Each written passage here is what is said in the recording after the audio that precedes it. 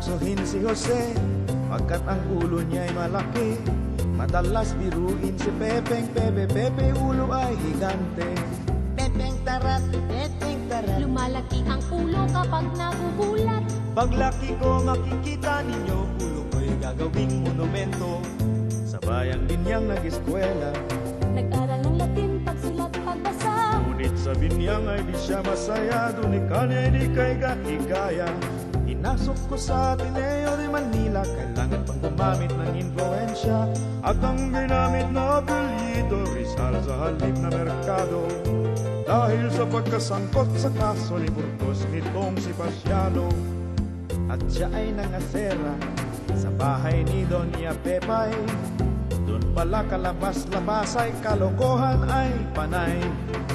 Di siya ganong magaling sa Kastila ng bagong dating sa Maynila. Masyado itong maramdamin, masyado pating matampuhin. Nang minsan siya'y napagdiskitahan ng isang maestrong ibang. Naku, di maawat-awat si Jose, nagpokpok araw at gabi. Ay, kay bobo, bobo, bobo, kay bobo, bobo, bobo mo. Ay, kay bobo, bobo, bobo, kay bobo, bobo mo. Nagtatangka pang mag-aral, sumagot ay kay bagal. Espanyol na butal-butal, buhol-buhol na utal. Ay, kay bobo, bobo, bobo, kay bobo, bobo, bobo mo. Ay, kay bobo, bobo, bobo, kay bobo, bobo mo.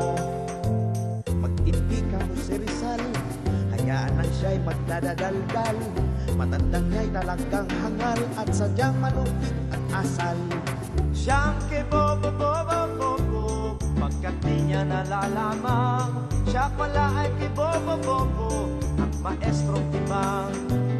Tingnan mo ang mga Espanyol, kahit na ang leksyon ay nasa Espanyol. Pati na ang mga profesor pag nagtuturo ay Espanyol.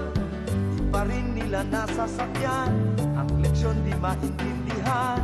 Samantalang dehadong Indio, sandali lang ay intendido. Sobresaliente ang grado, sino ngayon ang katangi-tangi? Mga puti ba o kayo manggi? Sino ngayon ang kapuri-puri? At mas matino ang lahi? Sino ang tunay na mas mapurol? Mga Indio ba o mga Espanyol? Sino ang tunay na mas matalas? Kitang-kita at namamalas? Sino ngayon ang kay Bobo-Bobo? Masalamat ka nga maestro, at kami di naging